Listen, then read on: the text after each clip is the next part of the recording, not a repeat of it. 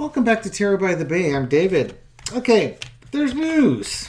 There's always news. But there's news about Prigozhin and Putin and the Wagner group and Russia. So let's kind of follow things up.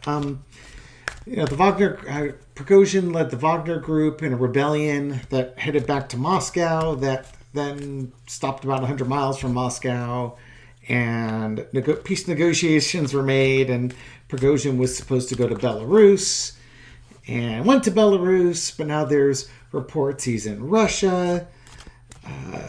Putin has stormed Prigozhin's home to show that he has all this wealth, which tries to undermine Prigozhin's everyday man's persona that he tries to put out there. Putin's helped with the dismantling of Prigozhin's troll farm. This is the troll farm that was centered to the election interference in 2016. So, please, evil, do consume yourself. It's a dish that we're happy for you to serve to yourself and watch you consume. One fellow from the Eurasia Center for the Atlantic Council, his name was Brian Whitmore, he had a comment: the media hit usually precedes the actual hit. So Putin is doing a smear campaign on Prigozhin right now, and according to this person who studies this and knows way more about Russia politics and intrigue than I ever will, his prediction is expect that there's going to be, if Putin can take out Prigozhin and assassinate him, he's going to do it. So let's find out.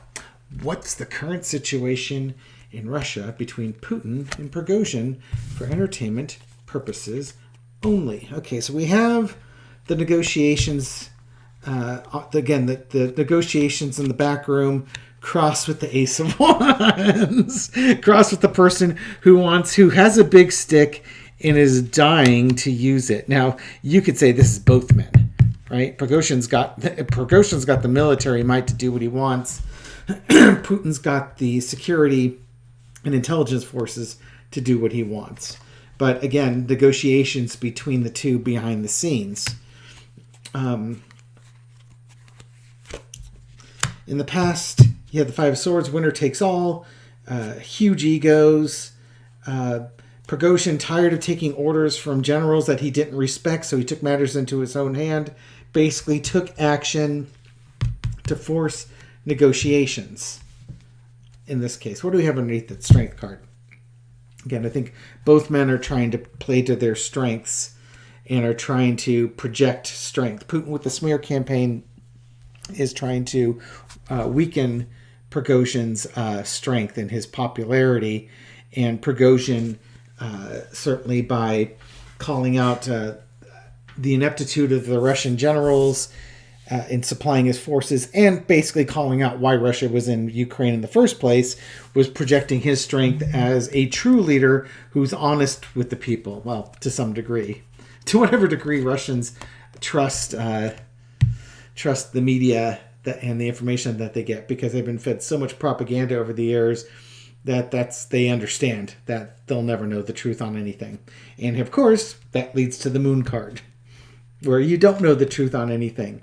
Anything somebody tells you is probably a lie or a half-truth or something along those lines. So current situation is the mystery. We don't know what Putin's going to do. We know what he wants to do, but how will he execute it? We don't know where Prigozhin is. Is Prigozhin going to move against Putin? He didn't seem to have the political support that he needed if he was going to do that move. So I think there's a lot of negotiations and king-making going on in the background here. This isn't over. What happened with Putin and Prigozhin is not over. Prigozhin didn't grab his 25,000 men and fly off to Africa to cause trouble in African countries. This is still happening in Russia as we speak. The overarching energy is the world. A couple major arcana up there. This pretty much is for all the marbles for both of these guys. Whoever takes up the Ace of Wands between the negotiations going on and gets what they want, they win. This, I get, in this, basically what we're saying is this world's not big enough for the two of them at this point. The other part of that quote from that fellow was, when you take a shot at the king, you better not miss. And for whatever reason, Prigozhin probably could have taken out Putin, but didn't. Maybe that was naivety on his part. Maybe that's the reality. He didn't think he had the political support to do it. But right now, things are a mess between these two. Another major arcana, High Priestess. This is, to me, this is the negotiations with the oligarchs. This is the oligarchs sitting back, and the politicians sitting back and trying to determine who are they going to support, who's in their best interest to support. Is it going to be Prigozhin or is it going to be Putin? And not only on the short term, but on the longer term. So there's still, in this mystery, there's still, it's really dependent on the political support that you get, the intrigue. Nothing's black and white in this.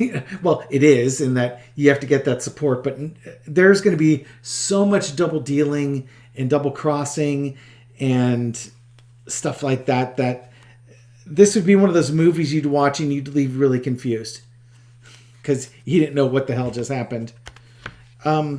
Outcome, Knight of Cups.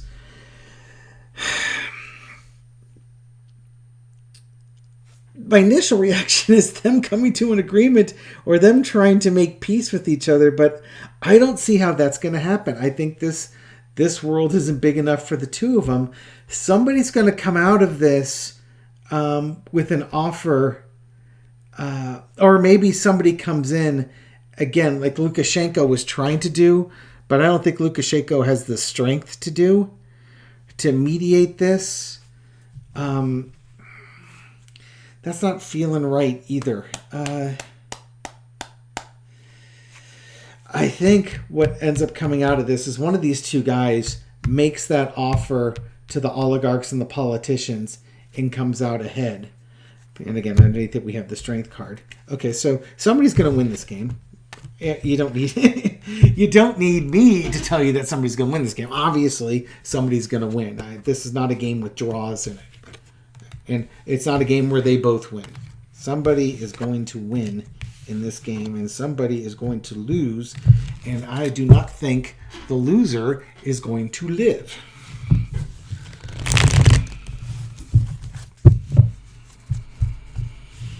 Okay. I guess that's going to really lead to the next question.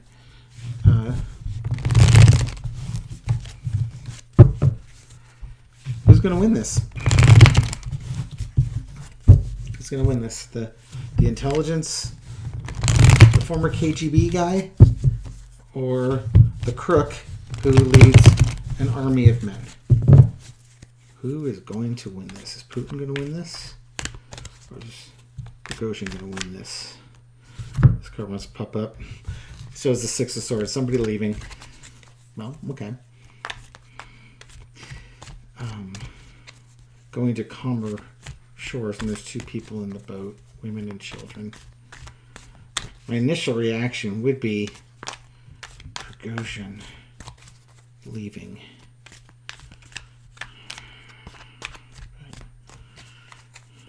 Who's going to win this one? Let's find out. Who's going to win this one? The Emperor wins this one. Everybody wins and everybody's happy. King of Swords. Knight of Cups. The victory card. Okay. Now how to translate this. Okay, so if I'm just going to give the really simple translation on this one, Putin wins this one. Putin as the emperor wins this. Harsh dealings. It's very much, you want to keep your wealth, you need to go. And gets his victory. The other way you could look at this is that Prigozhin wins and is installed as the new emperor. He is the King of Swords. He is the emperor is a battler. He is somebody who battles. Still has his armor on. And here he is with the sword of justice on this one. Now, again, this as I was throwing the cards, I was thinking that, okay, who would be the who would represent Putin? Because Putin's intelligence and swords represent intelligence, but military leaders would have swords too.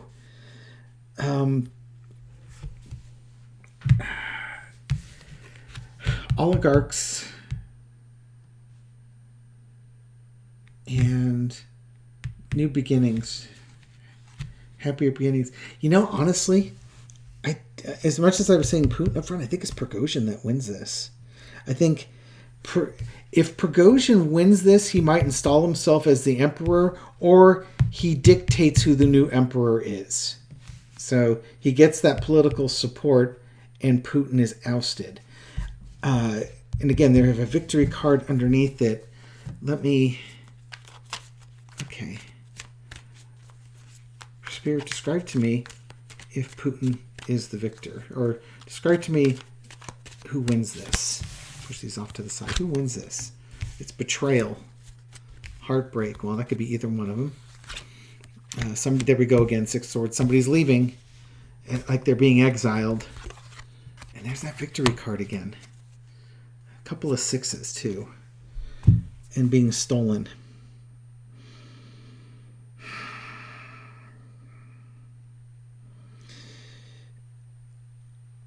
If Putin were to leave, I don't know where he would go. Oh, this is so difficult. And the answer, the answer is right there. I just don't understand what the answer is.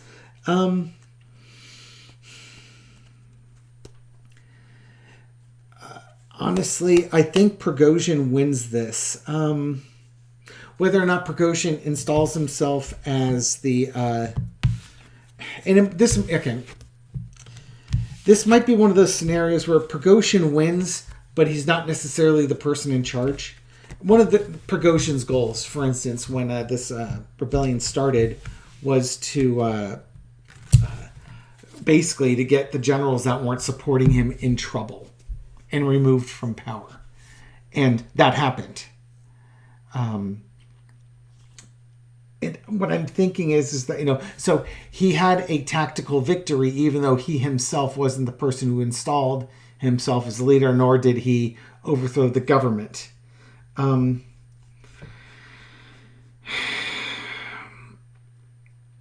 If Putin stays in charge, Prigozhin gets what he wants and he leaves. So if Prigozhin again suddenly shows up in Africa or something like that, Putin will be staying in charge. But if we still don't know about Prigozhin's whereabouts and people don't know where he is, expect that the coup is ongoing. The rebellion is ongoing. And what they're working on now is the political side of things. This is some really wild stuff here. So we'll stick a pin in it. I'm going to do a follow-up reading on this one with regards to how the war is going between Ukraine and Russia, because these two, Prigozhin's power play with Putin is going to be directly linked with what Ukraine is doing. If Ukraine starts having success, or even more success with their offensive, expect Putin's going to fall out of power. And I know Ukraine's going to have success with their offensive. It's just how quickly. But the more success Ukraine has, the less power Putin has. The less power Putin has, the more likely politicians and other oligarchs are going to support Prigozhin.